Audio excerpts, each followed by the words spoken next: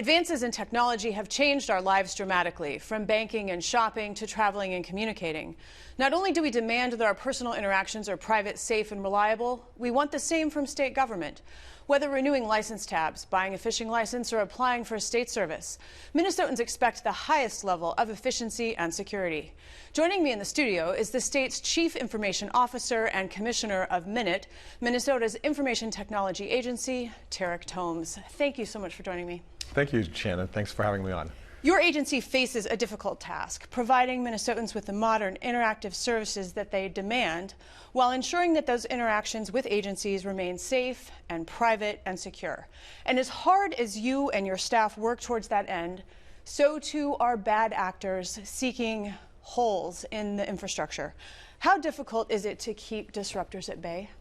Well, Shannon, I think one of the things that I really like about that question is the beginning part of it is certainly an aspiration of ours and one that we will continue to relentlessly pursue, and that's creating opportunities where digital services can really help Minnesotans on their terms, using the time that they want to spend when they want to interact with government and making sure that the things that they have in their private lives and how they interact with a variety of services, that they can expect those same things from government.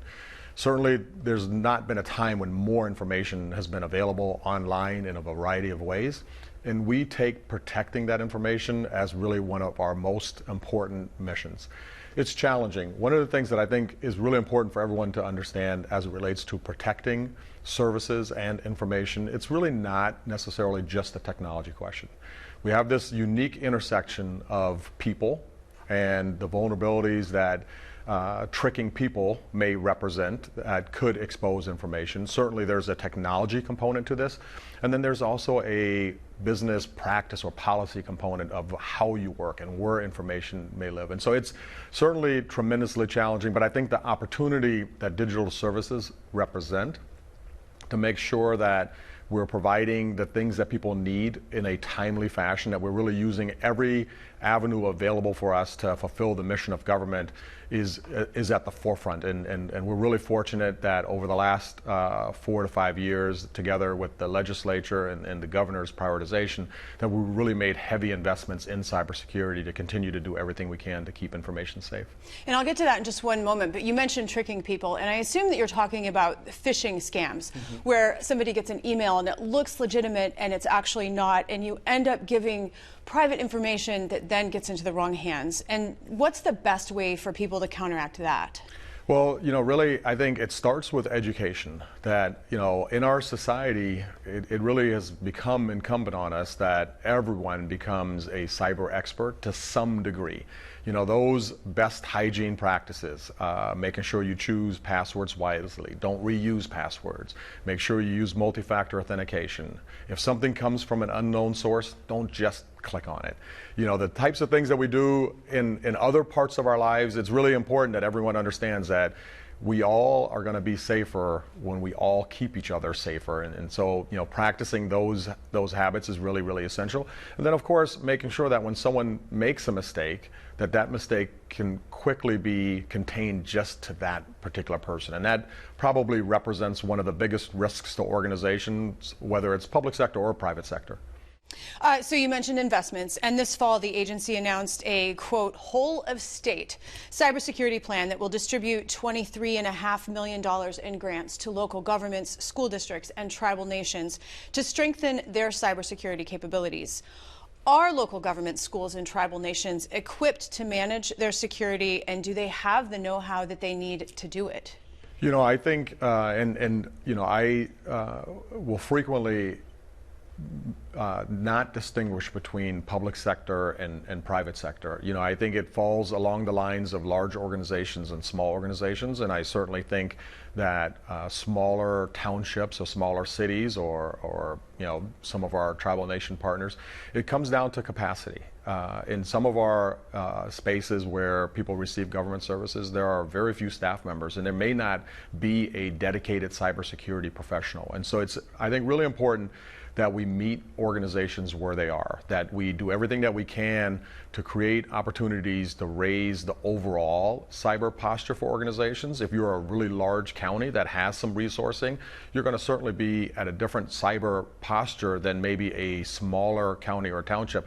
Ironically, though, those smaller organizations that may not always have the necessary know-how, they also have a little bit less to protect. And so our ability to bring them up to a certain level, if we all collectively make sure we invest and provide those resources to local forms of government, I think there's a really huge opportunity here. Artificial intelligence is evolving faster than the average person can comprehend, and various people are weighing in with their concerns about it. Do you see a future for artificial intelligence in providing state services? And if so, could you provide an example? Yeah, I absolutely think there is a future, not necessarily in providing state services, but in being a significant tool in how state services are provided. And the distinction there is, it is not a replacement of people. It's a tool that I think our state services or our state workforce or others can use that is really a workforce multiplier. And I think there are extraordinary opportunities where we're really going to see some tangible benefits from the capabilities that artificial intelligence provides. And I think it's going to be really incumbent on government to really do everything that they can to understand where those opportunities are, especially the safe opportunities where the impact of something not going as planned may not be as catastrophic. I think the opportunity to summarize information is such a huge opportunity. Literally, to have hundreds and hundreds of pages of law distilled into a one-page summary very, very quickly, or to create initial drafts of documents, initial drafts maybe even of legislation, or initial drafts of responses.